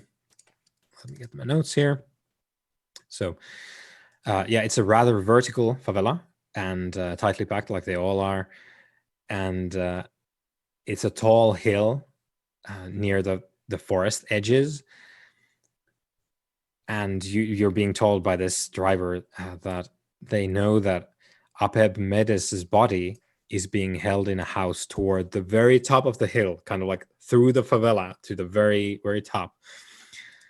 And this is the residence of one of the local leaders of Trovoada, the Thunderclap cult of the Prince of Storms.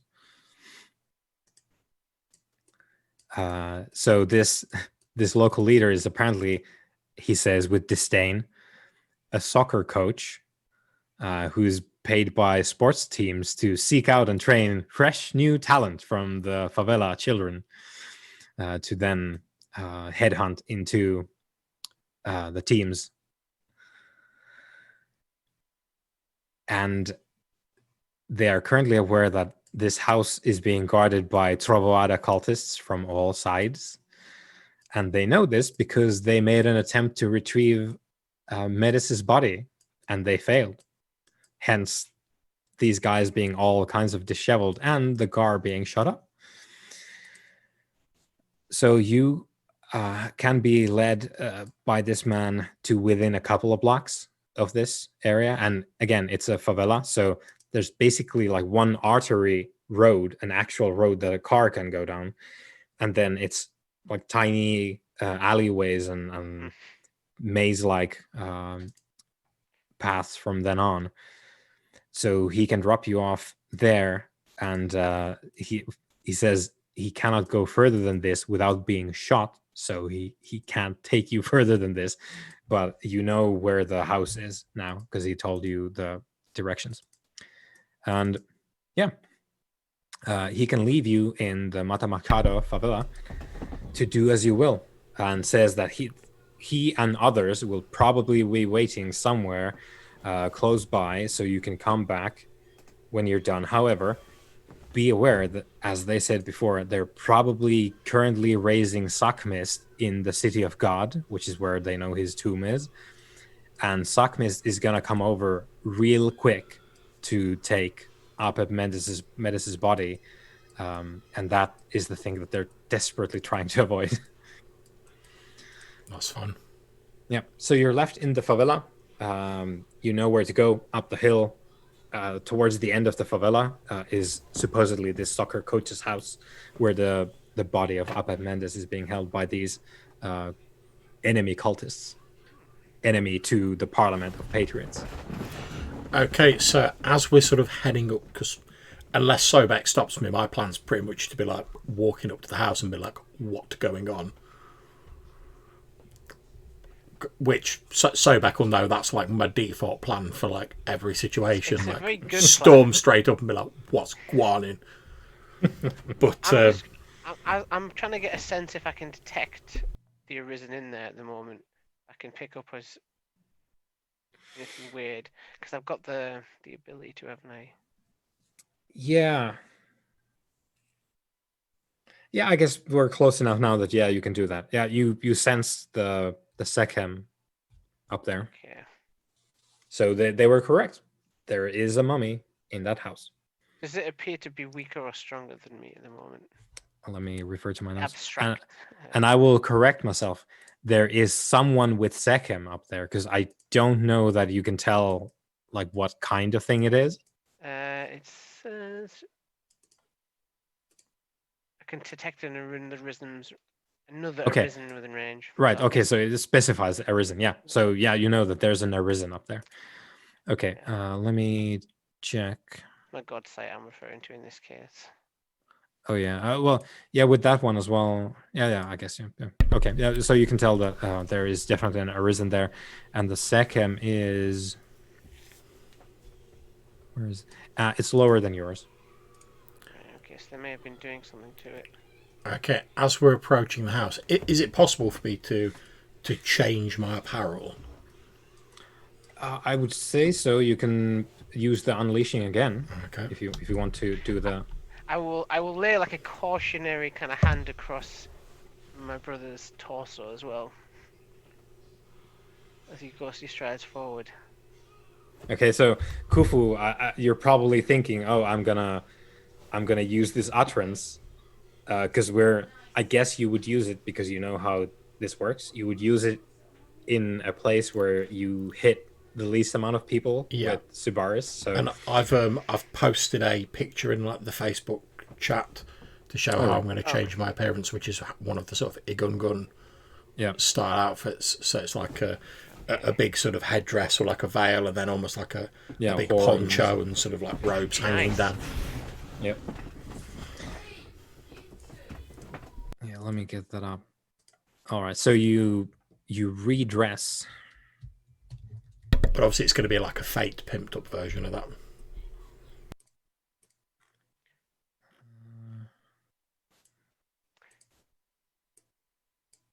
I'll put it in your folder. Nice one, thank you.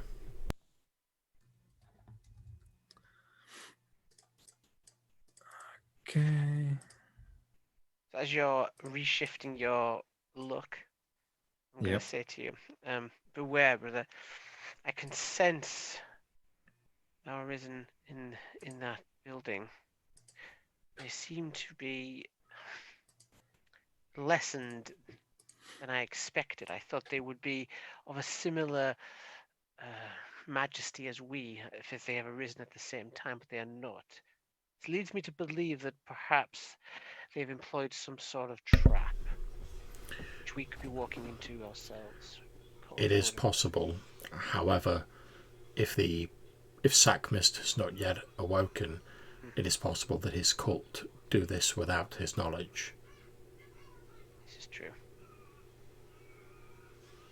So I'm going to well, in this notion, I'm going to activate one of my thingies.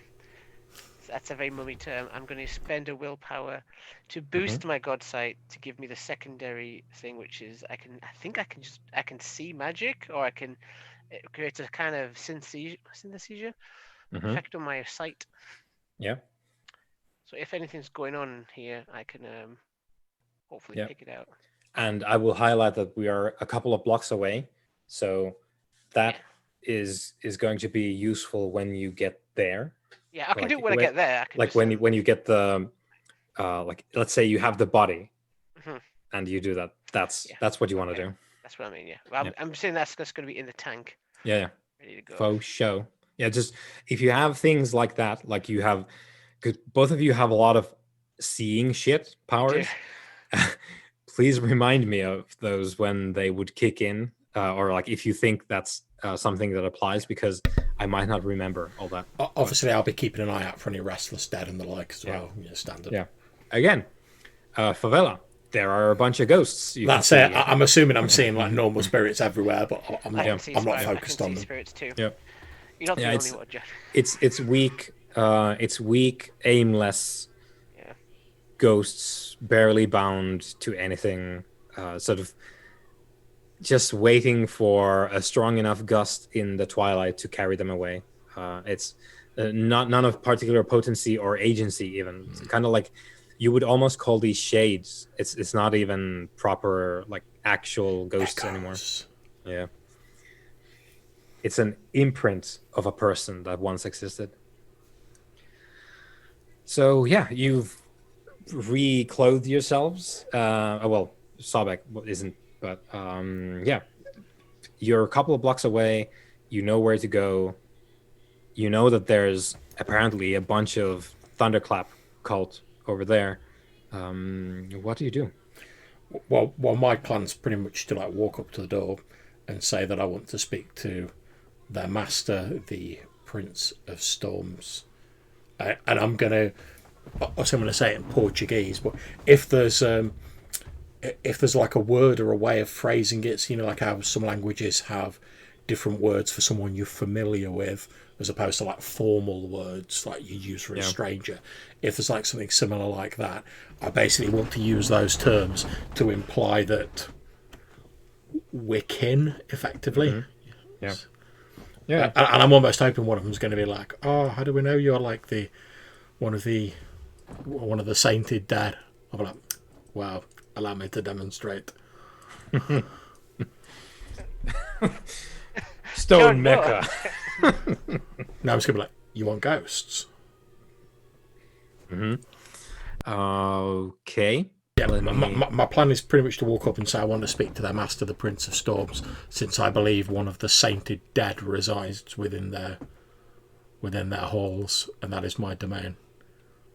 We have business. So, Sobek, do you have different plans?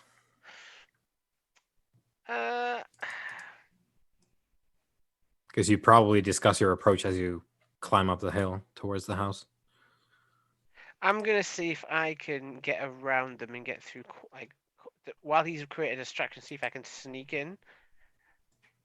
Less confrontational. We'll see how that goes. Unless you get caught, then it's very confrontational. Yeah, unless you get caught. It's kind of an all or nothing thing. Yeah. Let's see. Okay, so I have a whole like mechanical thing here for talking with them. You conclude with your powers of observation, Sobek. You conclude that there's enough people here to watch all the doors to the house, and it's only a 2-story house. It's not luxurious by any means or large, so there's people. You physically cannot walk in without being seen. Without being seen. Okay. Unless you have something else that's not physical to aid you. I got things in the tank, but this is not the time to deploy them and cause an international incident. Yeah. So you see a bunch of people just straight up, like they have automatic weapons hanging with straps on their chests, and you can see there's like a color-coded flag or like a scarf that each one of them has like bound up on their arm so that they can recognize each other here. So blatantly, these are the Trovoada, and they're standing guard. And the place kind of looks like, there's been a scuffle or two here today, because I'll do a head count and then I'll join my brother. Yeah, you think 7 or 8 of these people that you can see. It wouldn't be worth my trouble, but I could destroy them if I need to. Yeah, you could. You could walk there and choke each one to death as the others shoot you. So, yeah, you know the approximate number of them. You know that they're very good at guarding this place. And, if you want to discuss with Khufu before Khufu goes in, you can, of course, do that, unless Khufu just goes in. Well, unless there's a compelling reason for me not to. Like, say, my plan is just to strut up to the door and lay it out as I saw. First. Well, that's why I'm planning on talking to them. I'm not just going to stroll in. I'm going to stop at the door and talk to the people with guns. Right. Like say, basically, I believe there's one of the sainted dead inside as Igun. That is my domain, and I would speak with your master, my kin, Prince of Storms. Okay. Sobek, do you follow? Yep. Okay, so... Back a brother up. Yep. So you are met by the cultists, and you immediately basically say, like, you put your credential on the table, like, oh, we're in the know. Like, we know what's up. So you can roll your presence and... I would like to suggest, can I roll presence and occult? Because I'm trying to play on their belief of the fact that I'm a gun. Because they obviously believe in the Orishas, because they follow one. And I'm basically trying to convince them that, like, yes, I am also one. Yeah, you're one of them, yeah. Okay, let's see.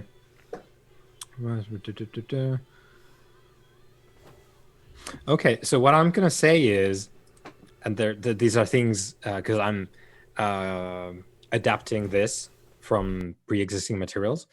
There's a bunch of suggestions here, and there's a bunch of modifiers we're going to throw in now.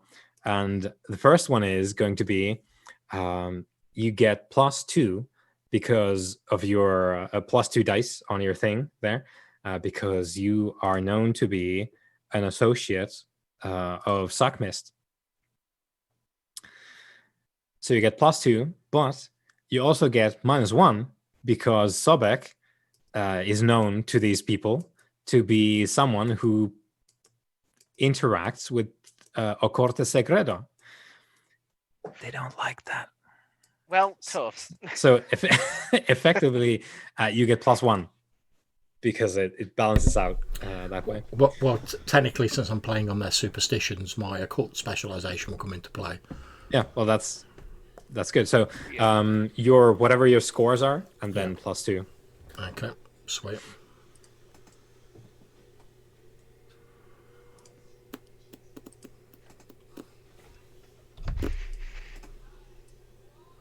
2 successes. 2 successes.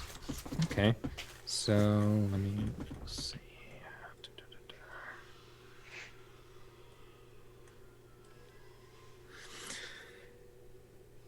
Okay, so yeah, they welcome you in. Not quite jubilant, but they recognize you as who you claim to be. And the first guy from the door is gonna accompany you in. He's gonna escort you inside, and someone from the side just like chirps up and says like, "Yeah, you can wait for a bit, and we can dance with the Prince of Storms pretty soon." And you're taken inside the house. It's a domicile in a poor favela. You guys have your stuff set up on the edge of one of the favelas, which has been forcefully gentrified. Not so much here. There's urban pacification police here as well, but this is not a place where they won. So it's very much a small, tightly packed, dingy place, and you're led into the upper floor back room, where it's just a room with a table, wooden table in the middle, and you can see Apep Medis's body there, laid out, apparently unconscious, on the table. Let me refer to my notes here. I think at this point I'll probably be giving like Sobek the nod, because I know he's like all with the magic and everything, and like things that actually aren't dead. I'll be giving him like the nod to like go over and like check it out. I shall. So the room is dark, mostly because the windows have been covered, and it's still in the afternoon, and it's the summer in Rio, so the oppressive heat is quite intense in a closed space like this. And so Apamedes is the posture on the table is quite dignified. He is, of course, unconscious, as we discussed before. And as you step into the room, you feel like a shiver in Sekhem. It's almost like nausea hitting you for a little bit, like a scentless stench of offal. And as that washes over you, there is a shroud of dread that emanates from the body of Apep Medes, as if like a wind drifting from some faraway unknown place that carries this fright along with it. So this is you taking your first step into the room when you feel this. That's unusual.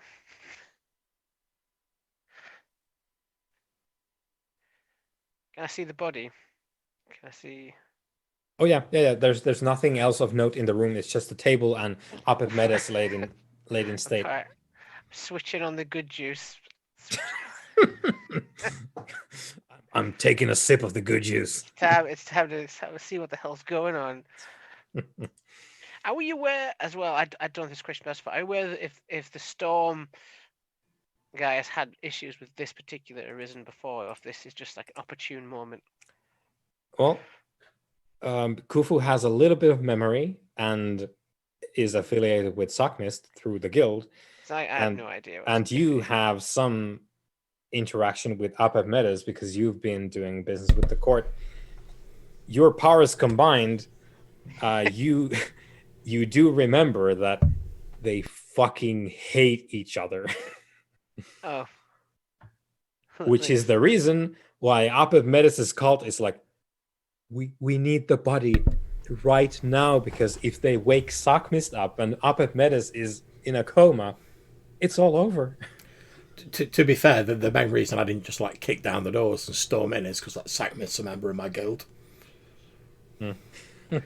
So I'm like, I should at least like hear him out and find out what he's got to say, because to be perfectly honest, I've no reason to like Apep Medis any more than him. So if it's a matter between the two of them, and we don't really have skin in the game, so to speak, I'm just happy to see like try and find out what's going on before I decide what side I want to fall on. You did agree to help these people. There is that. And handing the body over probably is not the same thing as helping. It might, in fact, be the opposite. It might, yeah. They might take that. Ooh, that didn't really help at all. I will make no decision until I fully understand the situation and I've heard my fellow guild members' thoughts on the matter. As a member of the same guild, I at least owe him that much. Perhaps, but It is not for us to try and solve every conflict between members of our kin. It is my hope that we can find a peaceable solution or a compromise to this. But we will not know until we have spoke to the Prince of Storms. perhaps, but as gesturing at the body, he is a representative of the judges. Striking him such a way could be seen as an attack on the divine, brother, and do not take kindly to that. It would depend on the finality of the strike. Indeed. Let us hope that your colleague has answers, for I may be less inclined to allow him to complete whatever it is that he's doing, which I'm trying to figure out right now. Fervently. What is going on here?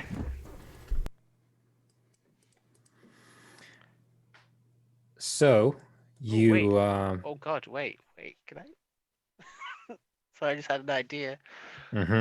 Okay. That probably would cause a lot of trouble, though. I don't think I could do that on the sly.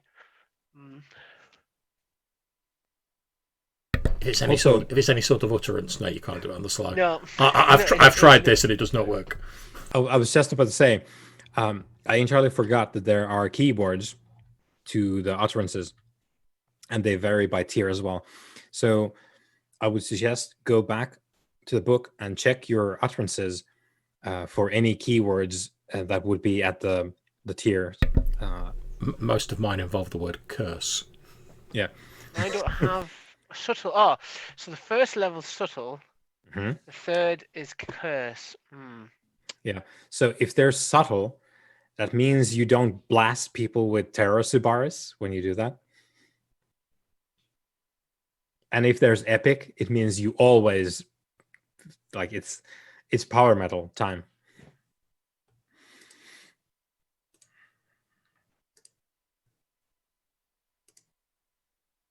Okay, so question then. I can nullify magic with my Rebuke the Vizier. If I use that on someone who has an effect currently on them, would that nullify or suppress it while it's active? Yes, that is one of the attributes of it.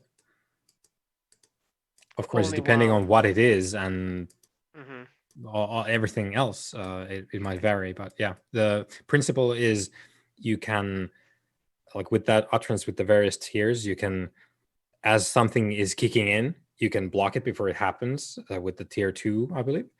And reflexively tier 2 is I can just be like, no. Yeah, and you can I don't also think so. like suppress active effects. I think the example was like if someone has an ongoing buff thing going, you could turn that off.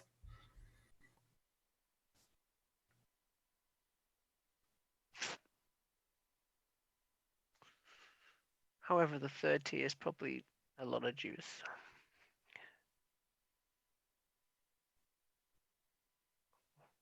Oh.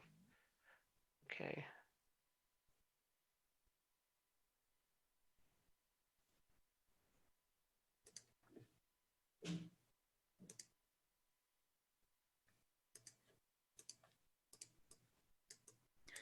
I will tell you because of your god sight. If Yeah, you want to like figure some shit out, that's exactly what I want to Yeah, do before I good. do the next thing. right? So you have your god sight, which allows you to do the following.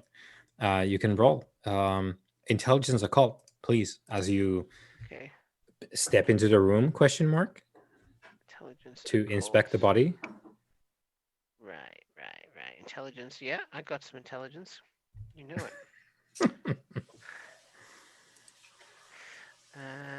Cults is down here. Sorry, guys. It's like pulling teeth. I don't remember what I'm doing. Right. Okay. Two things. I don't get a bonus at the moment. Roll this. No modifiers, as far as I'm aware. Yeah. Negative or positive. Cool. Boom. And 1. Okay. So you look at his body, and your god sight reveals to you the various workings of supernatural power that exists within an arisen, and your conclusion is that Apep should be awake. There's no occult reason that you can discern why he would be in a coma. There's a strange, very subtle miasma that emanates from his mouth, though. A mystical one, you realize with your god sight. It appears that maybe he's ingested something of supernatural nature. I'll be relaying And this to my brother. as you're looking over his body as well, you notice that on his forearm he has 2 wounds, bite marks essentially. So like 2 holes on his forearm, which are seeping this very slowly. Some kind of black ichor, kind of like thick, like blood. Maybe it isn't exactly blood because you know that you don't have that, but something like that is seeping from these 2 wounds on his forearm. Okay.